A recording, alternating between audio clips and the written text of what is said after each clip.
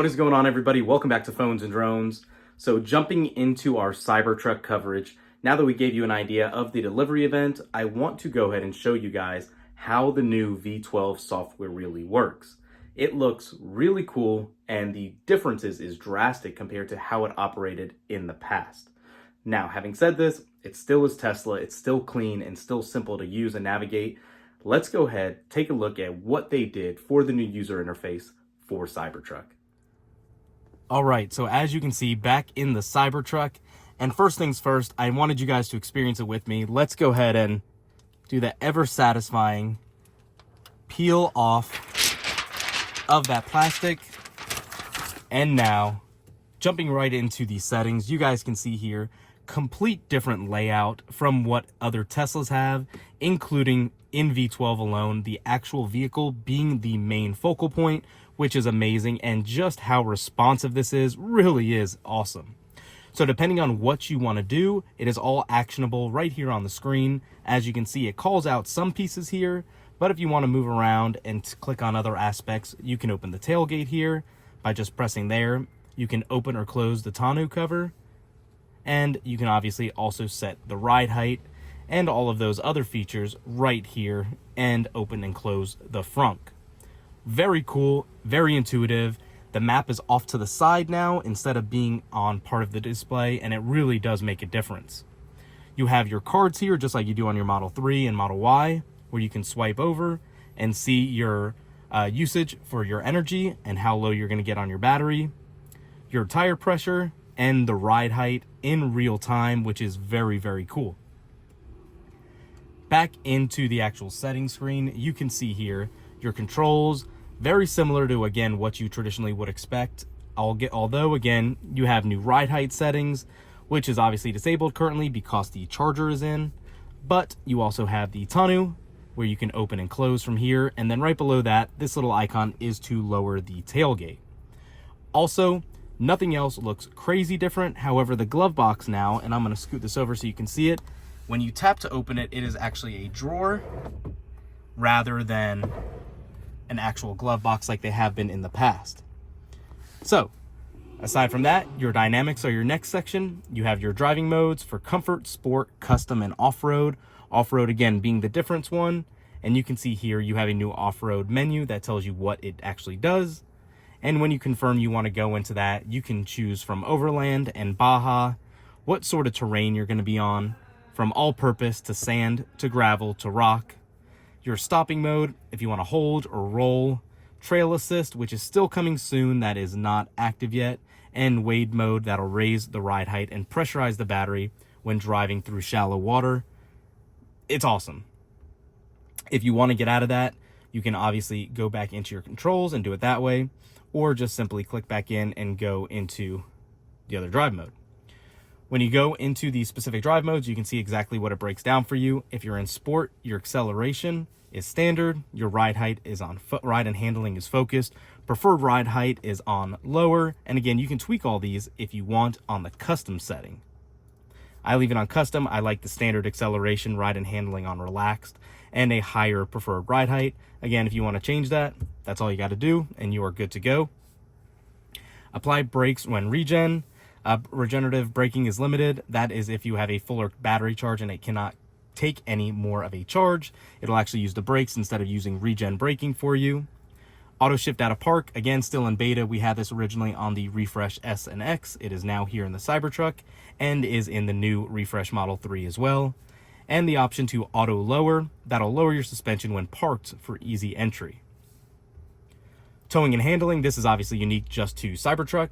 You have your trailer mode, your trailer brake gain, and your trailer brake boost, as well as being able to use the right scrolling wheel for the trailer brake and adaptive regen braking, again, in towing and handling. Charging, nothing new here. Here is a complete new setting, obviously, for the outlets, or for the Cybertruck itself.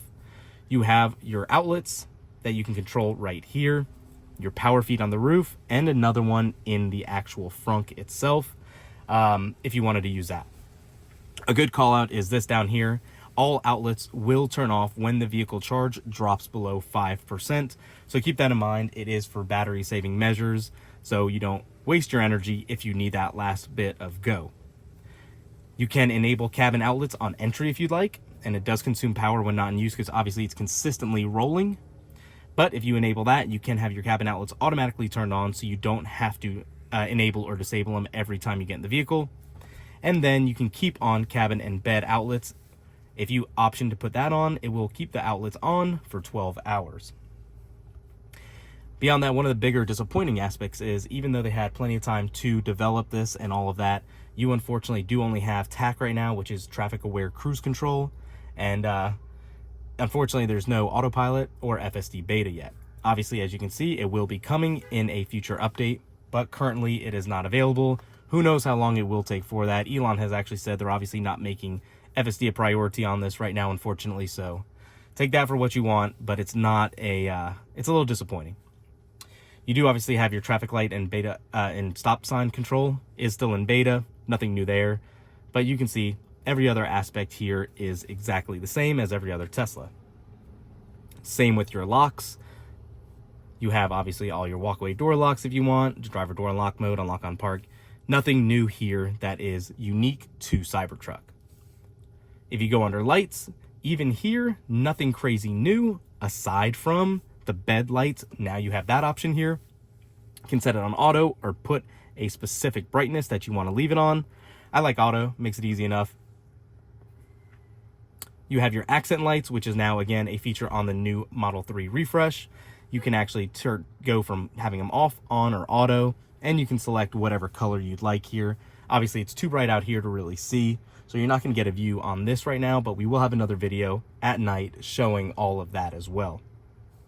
Your display, the only new item here, as you can see, is Cybertruck logo. Show Cybertruck introduction when the display powers on. It's basically a black screen with the actual white writing for the Cybertruck logo. Everything else here is exactly the same again as all other Teslas.